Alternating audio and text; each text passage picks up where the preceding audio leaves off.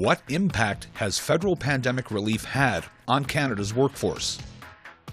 Yeah, I mean, I think it's tough because you're talking about, the people that we think are taking advantage of it are also the people that historically have been more marginalized. So yes, in some ways, like, if you've got part-time workers, for example, or students, or people who've just immigrated here and they're the ones making minimum wage pre-COVID, their income was under $2,000 a month, or per paycheck, if you kind of consider it. So living under $2,000 a month is pretty tough in Vancouver.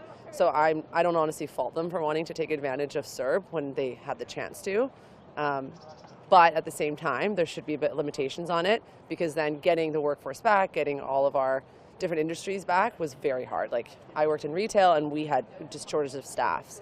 Banks have to close because they don't have enough tellers, and all these different industries are a bit more affected by it. Yeah, it's basically, I think that talks a lot more about like what we pay essential workers, because the fact is, when you can stay at home and make $2,000 every 2 weeks versus go to a job, work your like heart out, and then come home with less money than that, that's ridiculous. I think it made a lot of people realize that they are worth a lot more. Well, I think, that's a huge issue as well. I think that you might go right around to a living wage. I think people are realizing that what they're doing for very little money is just not worth it, and wage subsidies are not. I think people are just reevaluating what life is all about. And, do you want to slave for minimum wage and not be able to afford anything, or do you want to about face and try and find something that does make sense, So yeah, it's big issues, man. Big issues. I guess it took a lot of people, it made a lot of people not want to go to work, but that also says maybe the wages aren't high enough. Could be another thing if they're getting more money from the government for staying home, if their minimum wage job isn't paying enough.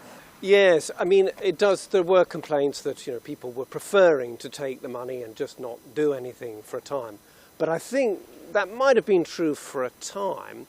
Though it's interesting that at the university, in terms of university courses, it was striking that there was actually a real upsurge in interest, for instance, over the spring and summer of, let's see, 2021, with the pandemic.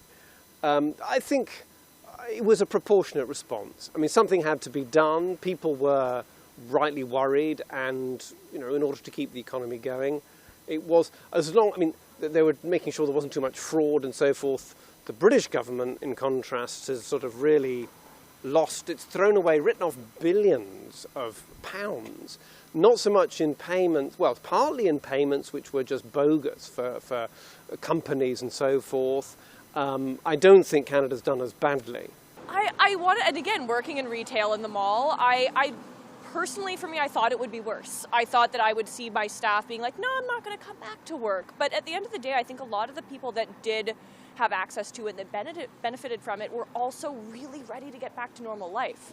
So yes, they took advantage of it. I did myself. But at the end of the day, we were ready to come back, go back to work, go back to normal life. So we didn't need to be accessing it as much. So for me personally, I didn't see it be too much of an impact. Just look right here in Ottawa, how many small businesses that you guys know personally that I've shut down? I know tons of them, right? There's tons of so many one-off shops that I've loved to go in the Byward Market, things like, the Fish Market, Tucker's Marketplace, that are no longer there, right? And that's just right here in Ottawa. Now you're going to take that, times it by all over Canada, and everybody knows somebody that's, lost their job due to the pandemic, right? People were fired for no good reason, including some of my family. And it's hard. It's really hard. There's nurses talking out right now saying, I work at the hospital, but they're so short-staffed that they're letting nurses that are positive for COVID-19 work anyway, because they don't have the staff to look after people.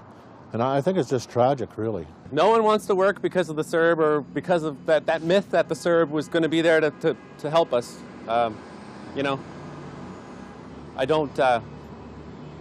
I think that the topic of universal income comes up a lot with this talk, and I don't know if the time is right for it. I don't know. We live in a province where the minimum wage is $11.75. I think we should all be getting more money from our government.